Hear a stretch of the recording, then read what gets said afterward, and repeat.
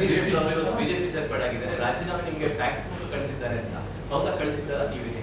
ನನಗೆ 12:45 ಫೋನ್ ಮಾಡಿದರು.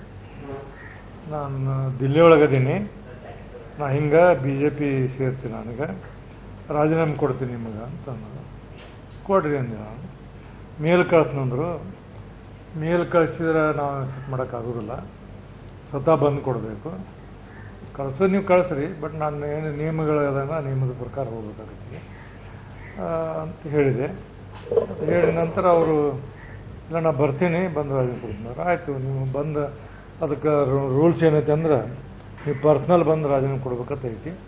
ಪರ್ಸ್ನಲ್ ಬಂದು ರಾಜೀನಾಮೆ ಕೊಡಿ, ಅವಾಗ ನಾನು ಮಾಡ್ತೀನಿ. ಇವಾಗ ನಾನು ಯಾವುದೇ ರೀತಿಯಿಂದ ಒಂದು ಮೇಲ್ ಮೇಲೆ ಫ್ಯಾಕ್ಸ್ ಮೇಲೆ ನಮ್ಮಲ್ಲಿ ಪ್ರಯೋಜನ ಇಲ್ಲ, ಅದಕ್ಕೆ ಅದು ಇಷ್ಟ ಅಂತ ನಾ ಹೇಳೀನಿ ಅವ್ರಿಗೆ.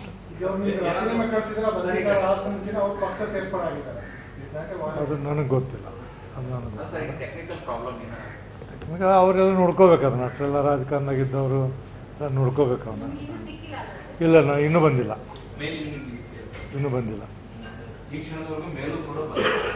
ಈ ಕ್ಷಣದಾಗ 2 ಗಂಟೆ ಟೈಮ್. ಈಗ ಇನ್ನೂವರೆಗೆ ನಮಗೆ ನಮ್ಮ ಆಫೀಸಿಗೆ ಮೇಲ್ ಬಂದಿಲ್ಲ. ನಾನು ಚೆಕ್ ಮಾಡಪ್ಪ, ಇನ್ನೂ ಮೇಲ್ ನಮಗೆ ಬಂದಿಲ್ಲ. ಏನೋ ಈಗ ಇನ್ನೂ ಬಂದಿಲ್ಲ, ನಾ ಈಗ ಚೆಕ್ ಮಾಡೇ ಒಳಗೆ ಬಂದೆ. ಮೇಲ್ ಬಂದ್ರೆ ಮಾಹಿತಿ ಅಷ್ಟೇ, ಅದು ಕನ್ಸಿಡರ್ ಅಂದ್ರೆ ನಾವು ಅದನ್ನ ಅಕ್ಸೆಪ್ಟ್ ಮಾಡಕ್ಕೆ ಬರಂಗಿಲ್ಲ.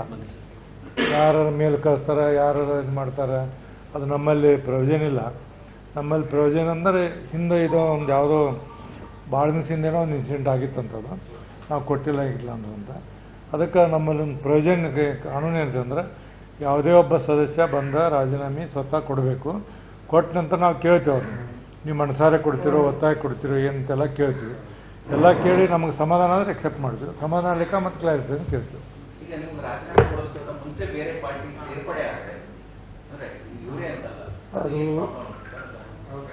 ಅದು ಅದನ್ನ ಹೇಳೋದು ಸ್ವಲ್ಪ ಸರಿ. ಕಾನೂನು ಪ್ರಕಾರ ಇಲ್ಲ, ನಾನು ಕೇಳಿ ನಾನು JDS ಆಗಿದ್ದೆ. ನಾನು ರಾಜೀನಾಮೆ ಕೊಟ್ಟು ಅಕ್ಸೆಪ್ಟ್ ಆದ ನಂತರ BJP ಸೇರಿದೆ.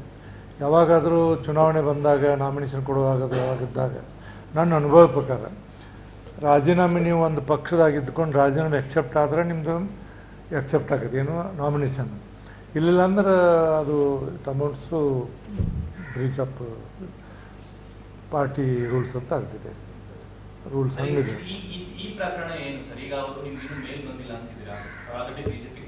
ಅದು ನನಗೆ ಗೊತ್ತಿಲ್ಲ. ಪರಿಷತ್ ನಿಯಮದ ಪ್ರಕಾರ ಅವ್ರು ರಾಜೀನಾಮೆ ಯಾವಾಗ ಕೊಡ್ತಾರೆ ಅಕ್ಸೆಪ್ಟ್ ಮಾಡಬಹುದು, ಅಷ್ಟೇ ನಮ್ಮ ಡ್ಯೂಟಿ. ಅವ್ರು ಸೇರೋದು ಬಿಡೋದು ನನ್ನ ಸಂಬಂಧ ಇಲ್ಲ ವಿಷಯ. ಕಾನೂನು ಪ್ರಕಾರ ಕಾನೂನು ತಜ್ಞ ನಿರ್ಧಾರ ಅವರೆಲ್ಲ ಭಾಳ ಮಂದಿ ಕೇಳ್ಕೋರಿ. ನನ್ನ ಇದ್ರದ್ದು ಹೇಳಾಗ್ತೀನಿ. ನಂದೇನು ಆ್ಯಸ್ ಎ ಸಭಾಪತಿ ನಂದು ಹೇಳೋದೇನೆಂದ್ರೆ, ಈಗ ರಾಜೀನಾಮೆ ನಾನು ಪರ್ಸನಲ್ ಆಗಿ ಬಂದು ಕೊಟ್ಟರೆ ನನ್ನ ಏನು ನಾವು ಇದಿರ್ತೀವಿ ಅವ್ರು ವಿಚಾರ ಮಾಡ್ತೀವಿ. ವಿಚಾರ ಮಾಡಿ ನಮಗೆ ಸಮಾಧಾನ ಅನಿಸಿ ರಾಜೀನಾಮೆ ಅಕ್ಸೆಪ್ಟ್ ಮಾಡ್ತೀವಿ. 100%. ನೋಡೋ ಅದನ್ನ ನನಗೆ ರಾಜೀನಾಮೆ ಕೊಟ್ಟ ನಂತರ ಅಕ್ಸೆಪ್ಟ್ ಮಾಡುವಂಥ is the member of the house, ಇಲ್ಲಿ ಕೌನ್ಸಿಲ್. ಹೌದು, ನಾವು ಈಗ ಸದ್ಯ 2 ಗಂಟೆಗೆ ಅವ್ರು ಇನ್ನೂ ನಮ್ಮ ರಾಜೀನಾಮೆ ಕೊಟ್ಟಿಲ್ಲ. ರಾಜೀನಾಮೆ ಕೊಡುವವರೆಗೆ ಅವ್ರು ಯಾವ ಪಕ್ಷ ಇರುತ್ತೆ ಅದ ಪಕ್ಷ ಅಂತ ಕನ್ಸಿಡರ್ ಮಾಡಿದ್ದಾರೆ. ಅಬ್ಜೆಕ್ಷನ್ ಮಾಡಕ್ ಬರುತ್ತೆ. ಈಗ ಪಾರ್ಟಿಯಿಂದ ಕಾಂಗ್ರೆಸ್ ಪಾರ್ಟಿಯಿಂದ ವಾಲೇಷನ್ ಮಾಡಿದ್ರೆ ಮುಂದಿನ ಡೆವಲಪ್ಮೆಂಟ್ ಹ್ಯಾಂಗೆ ಹೇಳಿ, ನಮಗೇನು ಮುಂದೇನು ಬರ್ತಾವ ಅದ್ರ ಮೇಲೆ ವಿಚಾರ ಮಾಡ್ತೀವಿ. ಈಗ ನಾವೇನು ಹೇಳಕ್ ಬರೋದಿಲ್ಲ.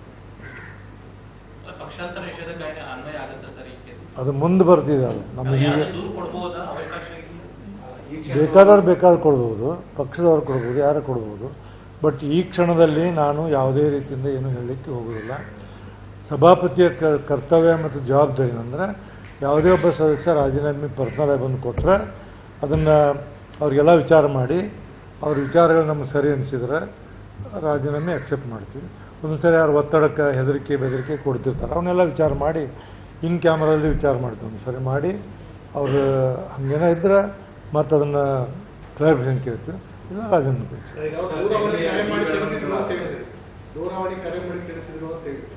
ಅವರು ನಿಲ್ಸಿದ ಮೇಲೆ ಬೇರೆ ಪಾರ್ಟಿ ಸೇರ್ಪಡೆ ಆಗ್ತೀನಿ ಅಂತ ತಮ್ಮ ಗಮನ ತಂದಿದ್ದಾರಲ್ಲ? ಇಲ್ಲ, ನನಗೇನು ಹೇಳಿಲ್ಲ. ನಾನು ಹಿಂಗೆ BJP ಸೇರ್ತೀನಿ, ರಾಜೀನಾಮೆ ಕೊಡ್ತೀನಿ, ಮೇಲ್ ಕಳಿಸ್ತೀನಿ ನಿಮಗೆ. ನಾನು ದಿಲ್ಲಿ ಒಳಗದೀನಿ ಅಂದ್ರೆ ನೀವು ಮೇಲ್ ಕಳಿಸಿ ಅದನ್ನ ಎಕ್ಸೆಪ್ಟ್ ಮಾಡೋಕ್ಕಾಗೋದಿಲ್ಲ ರೀ.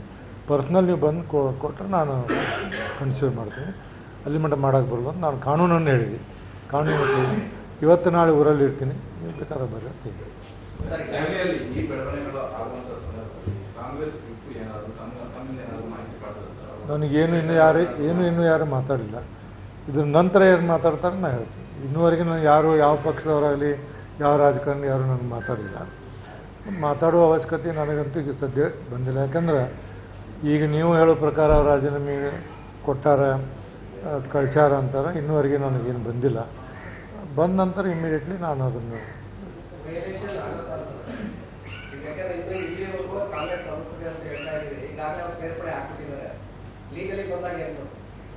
ಲೀಗಲಿ ಬಂದಾಗ ಕಾನೂನು ಪ್ರಕಾರ ನಾನು ಮಾಡ್ತೀನಿ.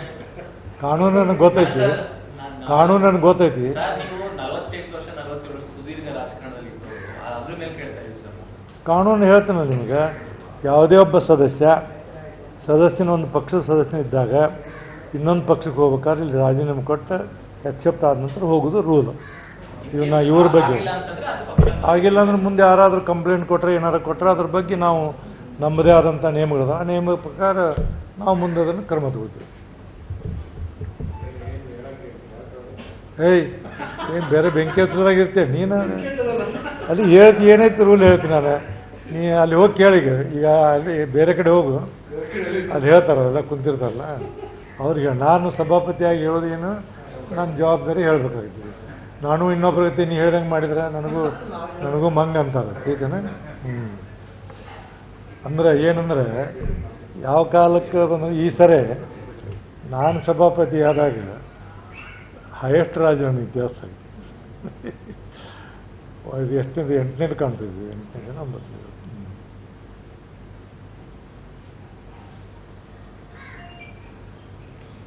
ಒಟ್ಟು ನೀ ಏನಾದರೂ ಮಾಡಿ ನಮ್ಮನ್ನು ಏನಾದ್ರು ಮಾಡ್ಬೋದು. ಬಟ್ ಏನಿಲ್ಲ, ನಾ ಅದಕ್ಕೆ ತಲೆ ಕೆಡಿಸೋದು. ನಾನು ಕಾನೂನನ್ನು ಹೇಳ್ತೀನಿ, ಉಳಿದದ್ದು ನಾನು ರಾಜಕೀಯ ಮಾತಾಡೋಕೆ ನನಗೆ ಆಗೋದಿಲ್ಲ. ಅವ್ರವ್ರ ವೈಯಕ್ತಿಕ ನಾ ಹಿಂಗೆ ಹೇಳೋಕ್ಕಾಗತ್ತೀವಿ.